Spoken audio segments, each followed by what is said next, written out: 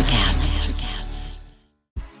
There's a change happening in the way we live, the way we work, the way we spend our money and make our decisions.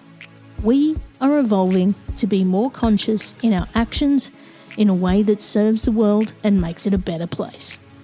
Welcome to the Ethical Evolution. The Ethical Evolution podcast is brought to you by the Ethical Change Agency. I'm Bindi, CEO and founder, and I am honoured to bring you the stories of those who create change through paying it forward and giving back. Ethical business owners and holistic healers who are determined to create collective change in the world. Once we have a change in consciousness, and through collective change, we can become one.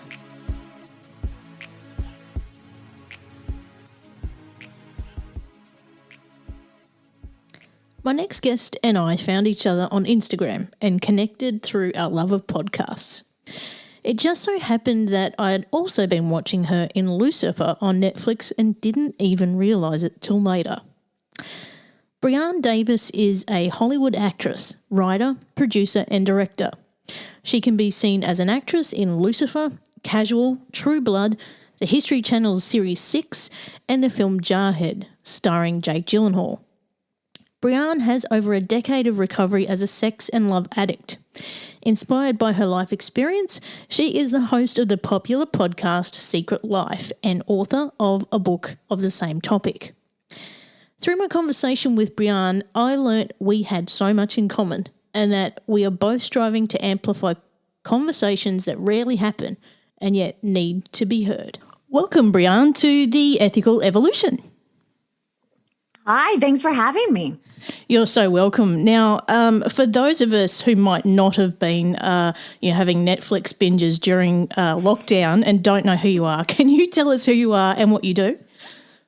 Yeah, I'm an actress. Well, I started as an actress and then director, producer, and now I am a writer and a podcast host. So yeah, I've been in Lucifer, just came out. I'm in the new season of Lucifer and 6 on History, which is on Hulu now, and a bunch of other movies, Jarhead Prom Night, a lot more. I'm an actor. I'm a working actor. I've been working for 15 years, but you probably wouldn't recognize me, which is fine. And I've just finished binge watching Lucifer, can I say, which was amazing. I just got to the end and went, oh, is that it?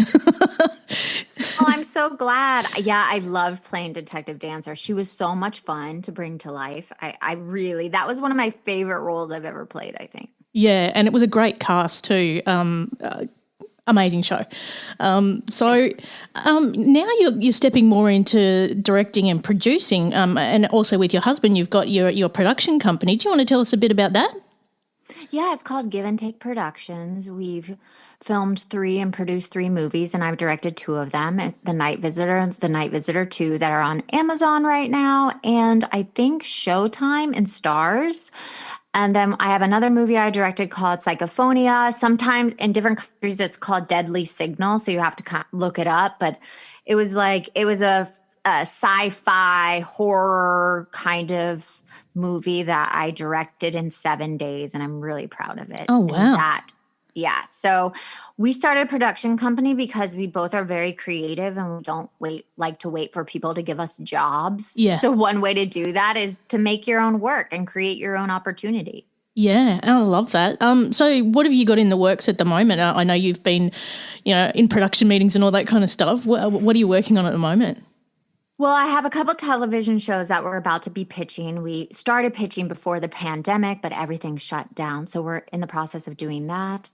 And then I also have a podcast called Secret Life where people share their secrets and their shame. And I started it because I came out at a decade of recovery and sex and love addiction. And I wanted to give other people the opportunity to let go of that baggage that holds us down and defines us. So in doing that, I wrote a book, which is coming out February 12th, Valentine's Day weekend. It's called Secret Life of a Hollywood Sex and Love Addict. And it's a fiction, but it was first a memoir, but then I turned it into a fiction because, first of all, I didn't want to get sued. And second of all, my imagination when I started writing this character blew up. I wanted to put other people's experiences in Roxanne's story and not just mine. To really help people heal from sex and love addiction and know that they're not alone. And there's these 10 rules she lives by through her first year of being in Sex and Love Addicts Anonymous. So, yeah. Yeah, and I read your article that you wrote about your experience. In HuffPost, yeah, right? And wow, I mean, what a ride you've been through. Yeah, I mean, it's a journey I wouldn't wish upon anyone, but I have to tell you, it's humbled me. It's made me a better person. I love who I am today when I look into the mirror. I can face myself. I don't have any demons in my closet. And it's really been the best blessing and gratitude for my journey. And congratulations on 10 years. That's incredible. Well, it's 11 now. Oh, 11. Wow. Yeah, I Even just better. got my 11-year chip in December, and just like, I cannot believe how my life has changed from what it used to be 11 years ago to what it is now. And I really admire that you've taken something that, you know, over time can be quite traumatic for not just you but the people involved in it, and you've actually turned that into something productive to help others. And sharing those stories and the stories of others through your book and podcast, I think is a really great way to help people, you know, deal with their trauma and their addictions, and that, you know, they're not alone, and that, you know, there is help out there, and talking about it is the best thing that you can do. I mean, if you're struggling out there, just pick up the phone and call someone. Reach out. It's those secrets that we carry around that kill us, that make us keep doing what we were doing. Then just, if you just put it out there and say, "Hey, I'm struggling. Hey, I have this." I 100% believe the other person will be like, "Oh my God, I feel like that too," or "I've done that too," or someone I know. So it really helps you heal when you know you're not alone and you're not buried in your shame. Because you end up just going deeper, don't you?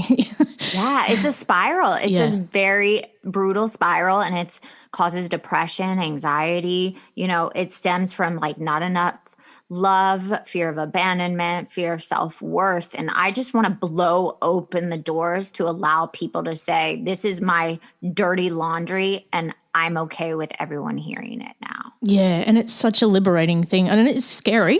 It's scary, but it's liberating once you do it. And you're just like, whoa, I can't believe I did that. But boy, it's like a weight off your shoulders, isn't it? Oh my God. It's the best feeling in the world. I have to tell you, when that HuffPost came out, I was so nervous that morning. I was like, what am I doing? Am I ever going to work again? Are people going to judge me? Is the world going to stop? Like all these things. And let me tell you, nothing happened. Yeah. Like it was such a humbling experience. Like, calm down, Brianne. You're not like, the universe does not revolve around you. Like, relax. So that in itself was such a great experience that the world did not stop, because I'm officially a recovering second love addict. But I have to tell you, the feedback I got, the letters, the people reaching out to me on Instagram, it has literally given me like a newfound like sense of purpose, of being of service for other people, to help other people, to give a voice that women are also sex addicts and love addicts just like men, and it doesn't define who I am. It was a part of my pattern and how I behaved. But yeah, and then starting the podcast, and it has healed me so much. I do it for the listeners. I don't even do it for the guests. The guest and I are there to be of service to our listeners. But I have to tell you, my guests, almost 80% of them, a lot of them change their names, but they call me the day of, and they're like, yeah, I'm so like they get so nervous. And sometimes they don't even tell me till I check in with them at like later in the week. And their healing has even like put fuel under my fire to be more transparent, to be more authentic. And I completely resonate with what you've done there, because my first podcast, and I've been on many, was about 3 years ago, and basically it was called The State of You, and it basically was like a therapy for me. I basically let everything out. And I remember that first episode, which was my story. You know, it was everything I'd been through, my coming out, everything. And I was so scared to put that episode out, and nothing happened. I was just like, nothing happened. But you know what? Right? I feel so much better. It's hilarious. Everybody's so worried about something happening and nothing happens. So if you're scared to put your stuff out there, just do it, because we're telling you, two people happens to you. Yeah. You know, they don't come at you with pitchforks wanting to destroy you. And yeah, that one only lasted about 8 or 9 episodes, and boy, the therapy I got out of that. The best. It's free. Yes. Free therapy. It is the best. Now, looking at everything that you do, you know, with your acting, directing, producing, podcasts, books, all of that wrapped in a little bubble. What would you say your mission is? Is it to be of service? It is. Honestly, however many years I've been in my disease, it was always about me. I was so self-serving. I was so selfish. Every single person in my life, it was about filling me. I realized I used my family. I used my friends, girlfriends, my boyfriends. I used every single person to fill that hole inside of me. And now this, 11 years has really been of service. And whenever I make it about me, that's deadly. That's like me drinking poison. So forever I can be of service to somebody else, it heals me. So that's my mission, to be of service, to bring a voice to the voiceless, especially with sex and love addiction. 6% of the US population has it.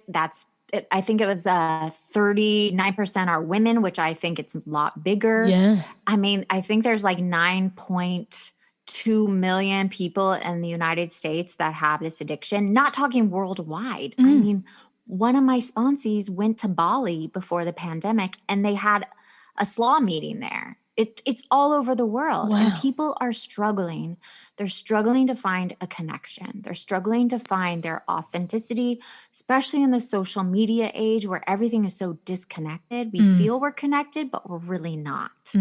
So my whole journey is to bring connection, be of service, and to tell others they're not alone and they don't have to struggle. You do not have to go after unavailable people. You do not have to cheat. You do not always have to be swiping left, swiping right to get that hit, to get that attention. And you don't have to flirt. You don't have to intrigue. All that stuff drains us of our true self. And I guess that's my mission now. I love it. Absolutely love it. And, those stats are quite alarming, aren't they? Like, I mean, and I think there's also a bit of a stigma as well. Like, women are perceived differently to men when it comes to that kind of addiction. It's fine for men, but not for women.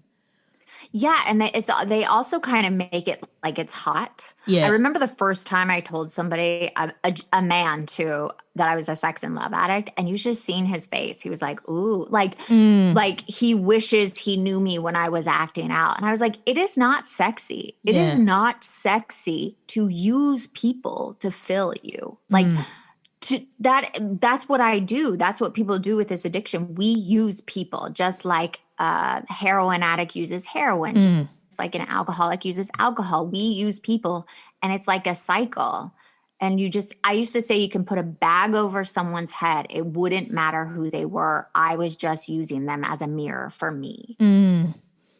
Wow. Yeah. And yeah, again, props to you in what you're doing, because this really needs a voice globally. So, and that's why we're having this conversation today. I mean, now looking at your recovery and also the work that you do, what do you reckon's been your biggest challenge, and how have you overcome it? Well, like I said, the first thing is that your own fear of people judging you, of, making up their own story in their head about, and then it's that shame cycle. It took me a good, I would say 6 years of recovery before I offered the information that I was in sex and love addiction and that I had sponsees.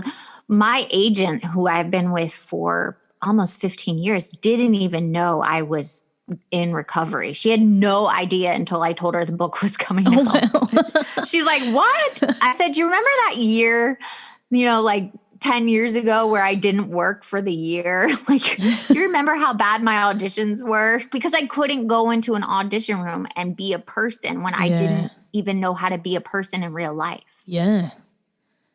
So, yeah, I just feel the biggest challenge for me is getting out of my own way. Yeah. Getting out of ego. Because if I think about what are people going to think about me, how am I going to look, how are other people going to perceive my story, especially with the novel coming out. It's a Roma Clef fiction. It's based on my life, but some stories are made up. I would say like it's a good 60-40. Yep. But a part of me is really nervous about it. But I have to keep telling myself, you never wanted to write a book, Brianne. This is not about you. Yeah. This was bigger than you. This was God telling you to write. I'm dyslexic, like massively dyslexic. So the first thing, I would never write a book. I can't even write a good sentence, I believe. And my husband kept pushing me, write the book, write a book, write. And I'm like, leave me alone. Like, I don't want to write a book. Go away. Like, leave me alone. And finally, I was like, fine, I'll take this writing course to write a novel. And I wrote it in 45 days. Wow. And that's not me. Yeah. That's God. Yeah. That's my higher power, being of service to others. So I just have to get out of my way. That's my biggest challenge, get out of my way. And ego stands for me, is edging God out. I learned that in the program. So I can't edge God out. It's not about me. Yeah. Yeah. And sorry, that was I was like getting intense. I'm like, it's not about me. I can so agree with you, like I think when we get in the way of things and we interrupt that flow, you get nowhere. So by just letting it take the reins, I think that's the best thing that you can do. Yeah, I mean, it's the only thing I can do because I will destroy it. I will kibosh it, or I will inflate it and make it bigger, like it's the end all be all. And it's like those two things are not healthy for me, especially as an addict. Yeah. So when I just be and let flow in what's supposed to flow in and flow out what's supposed to flow in, that is like that magic spot where I'm just being me, being in this moment, talking to you, being of service. That's where I find the most peace and serenity in my life. Yeah. It's like you're a vessel for it. Yeah. Absolutely. And I'm just, get out of the way, Brianne. I've been talking about myself in third person. I normally don't do that. So if you, I don't know why. Maybe I'm tired and hungry, but yeah. I love it. Love it. So this one's going to be left field for you though. Can you define what being ethical means to you? Well, for me to define that, I have to look at where I'm unethical. And before Sex and Love Fiction, I was completely unethical. I would lie, I would cheat, I would steal, I would do whatever I could to get my needs met. And when I get out of those things, that's being ethical. Showing up when I say I'm going to show up, being honest. Even though, and putting my faith in others and not just putting up the walls and the mask I used to wear, showing up authenticity, having authenticity. I think that's how I would say it. Having authenticity and just being very transparent is how I would look at being ethical. Yeah. And I love that question because there's no wrong answer. Really, it is whatever it is for you. And it generally resonates with everyone, but oh my God, I get some great answers to that question. It's a good question. I loved that question. That's a great question. Now, what's your plans in the future? Where are you setting your sights at the moment? I know, you want to get into bigger things. You've gone in front of the camera and behind the camera. So is the production company the next big goal for you? Here's another thing, which I try not to set goals because in my addiction, a lot of it is attached to fantasy, living in fantasy, negative fantasy or positive fantasy. Both of those aren't that that great for me. Future tripping is what we like to call it, like going into the future and fantasizing. I can get lost in that. And then the negative where I can be like, oh, it's going to go bad and like focusing on all the worry. So when you just to ask that question, I'm really just trying to be. I have plans where the book it's 3-part. It's a trilogy, and I've already written the second book. So I'm now re-editing the second book while the first one is not even out yet. And my husband and I, people are interested in it for a TV show. So we wrote a pilot over the pandemic holiday. And, I'm just putting one foot in front of the other and seeing what God has in store for me, because I have to tell you, a year ago, I didn't know I was going to write a book. A year ago, I didn't know I was going to have a podcast called Secret Life, and I was going to spill all my dirt while I spill other people's dirt. And we were going to be of service to people all over the world. So whenever I make plans, sometimes they're so limiting that I just have to force myself to be and let the inspiration that comes, allow it to come. Because I have to tell you, I never wanted to be on a podcast, or I don't even like the sound of my voice. I'm going to be very honest. And what happened was at 3 a.m., I woke up and I sat up really quick and I said, Secret Life Podcast. I allow other people to tell me their secrets and we have a conversation about it. And that's how it came. And I just followed that path. And if I had a plan, I wouldn't have followed that path. Yeah. You know what? I am so glad you said that, because this year I'm exactly the same. How when you come into a new year, everybody's like, oh, well, this is my resolution, these are my goals, all this kind of stuff. And I'm just like, oh, come on. So I'm like, no goals, none of that. I'm just letting it flow. And as you've said, just being, in the moment. I think the thing is that we get so tied up in the future or the past that we don't actually live in the now. And that is a really big thing since the pandemic that I'm all for. Because I think we should all throw out our resolution. Yes. Honestly, because I never wanted to be married, and I'm married. I never wanted a kid, and I have a kid. And those two things are such blessings, especially for me that never thought I was worthy enough to have it, or that I could show up, because I was so selfish and self-seeking. And if I made plans for my life, I wouldn't have had those beautiful things, come out of all this growth. So I just think we should throw out that thing where you have resolutions or goals. You have an idea of where you want to go, but God may take you somewhere completely different. That's 10 times better for you. That's it. You make plans and God laughs, huh? Yeah, right. Totally laughs. He's like, yeah, okay, lady. Yeah, well, I mean, exactly the same. I wouldn't have thought I would be doing what I'm doing now, 2 years ago. And by just letting go and letting it flow, my gosh, the things that are happening to me, I never thought would happen. So, yeah, I'm all for that. I love it. Now, speaking of your podcast, because I produce so many podcasts, I don't listen to that many, to be honest with you. But my God, when I listen to yours, I couldn't stop. And that is very rare for me. I was sitting there on the edge of my seat going, oh, my God, this stuff is good. It is a great podcast. Can you just tell us a bit more about the kind of guests you've had and the kind of stories they've shared? Okay, yeah. Just you saying that right now just literally validated all the hard work we've done, my husband and I, with the podcast. And that's the whole reason for someone to listen and be like, oh my God. And also like, oh, I felt that way, or I've thought of that, or I've done that.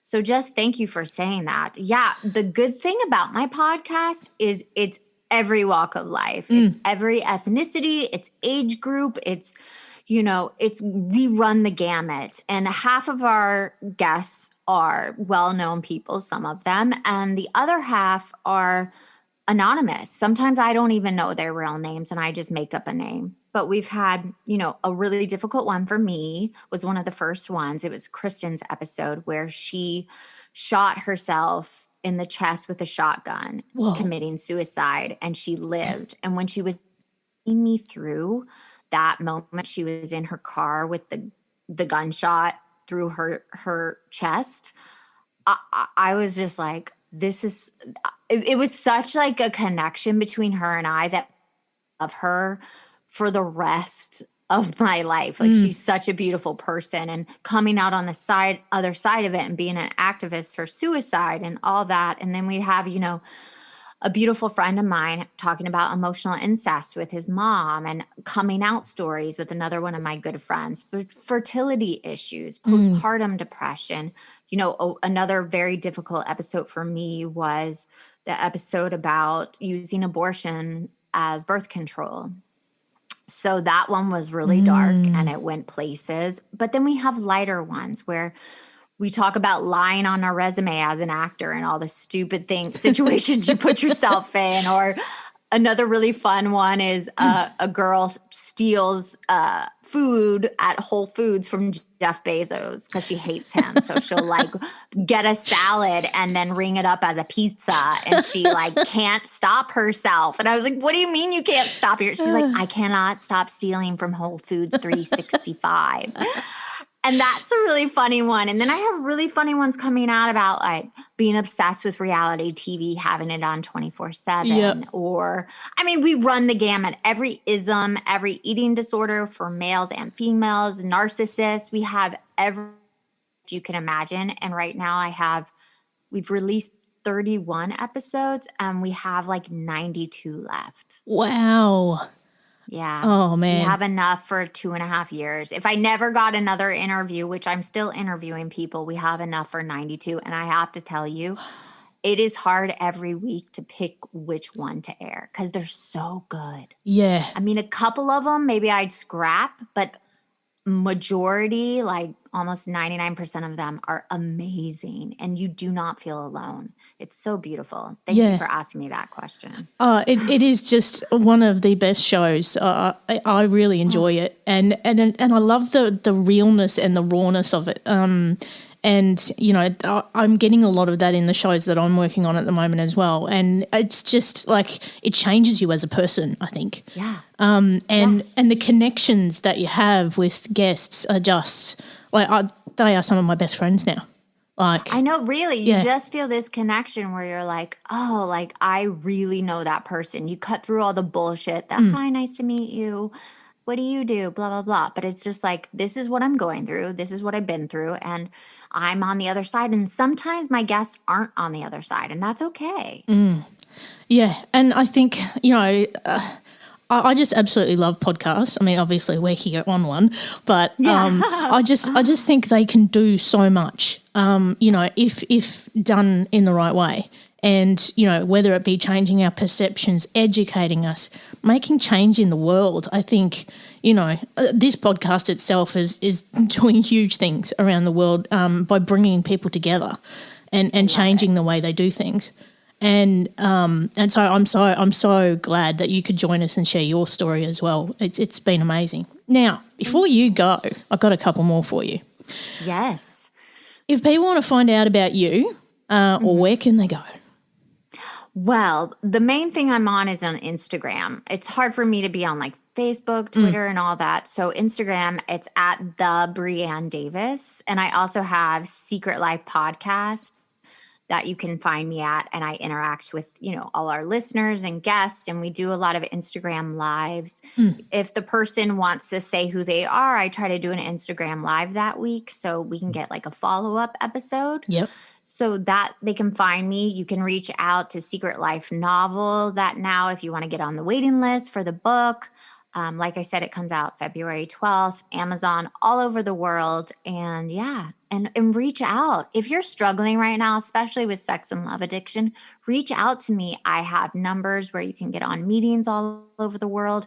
I have people, I just want to be of service and for people who are struggling because you are not alone. We all have baggage. We all have secrets. And you tell me yours and I'll tell you mine. And we can be in it together.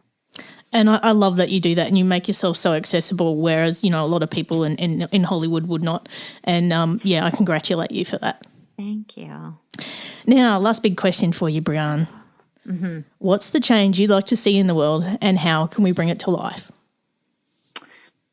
All right. Well, that's a big question. I think the one big thing I would like to see in the world, especially having a son, he's only 2.5, but I feel like, especially for boys, porn, accessibility to porn, accessibility to the internet and social media, I would really like to see that change for our future. It's destroying generations after generations of people, young girls and guys and whoever, they don't know how to connect on a one-on-one level anymore.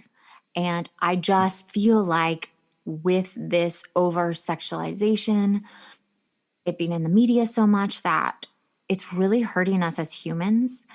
So if I could see a change in the world to see, like, can we connect not on social media and the internet, which is great. It's a great platform and I use it. But I would love for humans to find a better way to connect now. And I'm just so everyone knows, I DM a friend instead of picking up the phone and calling her. Like, I'm watching her stories and then DMing her instead of picking up and say, hey, how are you? And I don't want to do that anymore because it's this false sense of intimacy. It's not real when you're typing somebody on the internet. It's like, that's it. Pick up the phone. And it can be so misread as well, can't it? Like, and there's this culture now that don't call me, message me. Yeah. Like, why? Yeah. Why? And when you try to ring someone, they don't pick up. It's like, all right. So, but, I agree with you as well. And recently I had a guest who is a psychologist and sex and intimacy coach. And she was talking about, porn and the difference. And I think the thing is that nowadays people don't understand it's there for entertainment. It's not there as education. And I think a lot of people in our latest generation are seeing that as, this is how we must do it, this is how a woman looks. This is how it looks when you perform. Like, porn is so produced and so, like, it's a fantasy. And I think kids these days are thinking that's what sex looks like between people or whatever. And it's like, it's really bad when I watch a thing on CNN and young boys watch porn as early as 6 years old. And that just broke my heart because I remember at a very young age, and I've shared this story in the book, I saw Romeo and Juliet at a very young age. It was the movie from the 1967, the Romeo and Juliet then, and it scarred me for life. What I believed a love meant, it had to be so passionate and dramatic that one or more people had to drink poison or stab themselves for it to mean true love. And I grew up a very long time having this false idea, which I didn't even know I had until intense therapy, years and years of therapy and step work and being in the program. And I didn't realize, like, I saw that way too young. I should not have been watching Shakespeare movies. It sounds culturally cool, but really it damaged my mind, my young mind. Yeah. I saw Michael White's butt, so I thought, cute butt, somebody's got to die at the end for it to be true love. And that's happening to our kids today. And I have a son now, and I have a responsibility to teach him what true intimacy looks like. It's not a fantasy. You have to take out the trash and pay bills and be a partner, also love the person. Like, we don't show that in society. And that, to me, I feel like is my movement also, is what real intimacy looks like. And the way I do that is show up for my partner, my husband, show up for my son, and show up for my listeners and my guests and my sponsees, and speak all over the world for my program and write a book. That's how I can show up and try to change the world. Yeah. And this is a conversation, like I keep saying, that we've got to have. And, and it's got to get to the roots of education, I think, for this to change. I think we've kind of stepped back and let go of what that is today. And also, now in a pandemic, it's even worse. People are not connecting like they should. I mean, I even feel myself sometimes. I mean, it's exhausting being at home with your family all the time, especially in LA. Everything is shut down. Like our numbers are out of control. And sometimes I find myself with my son and he's doing something else. And I pick up my phone and I look and I'm like answering people on Instagram. And then I catch myself and I'm like, what are you doing? Like, I don't need my son to be watching me hold the phone. He's only 2.5, but still, like, the example. And I don't want my son to be so disconnected and looking at his phone. Like, it terrifies me. And this is it, we get conditioned and kids basically mirror what they see. So, wow, we've just got to be so conscious, don't we? Yeah. Well, I'm trying, I'm human. I make flaws. I'm an addict in recovery. So my husband and I really tried to not pick our phones up when we're playing with our son or he can see us. But, we slip too. And I've made amends to my son already. I've been like, I'm sorry, Mommy should not be on her phone. Like I've taken responsibility for my actions and I put it down. And that's the best I can do. If I can help my son not grow up and be so disconnected like I was, then I feel like I'm doing a good job. Well, he's a little cutie and thank goodness he's got you. Look, I can't thank you enough, Brianne, for being a part of the Ethical Evolution. Thank you so much. It was so much fun and it was so lovely talking to you. I could talk to you forever. So thank you. Thank you. Thanks for listening to the Ethical Evolution podcast. If you're an ethical business owner, change maker, or holistic healer who's determined to make a change in the world and you need support to spread your message, visit ethicalchangeagency.com to collaborate.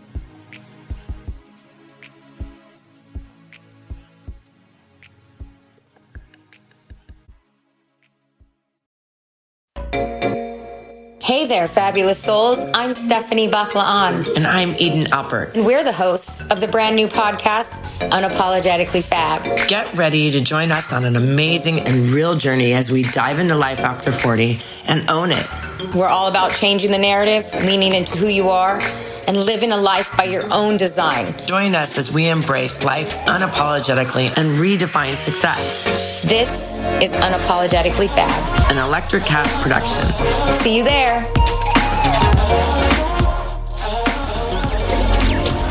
Electric Cast.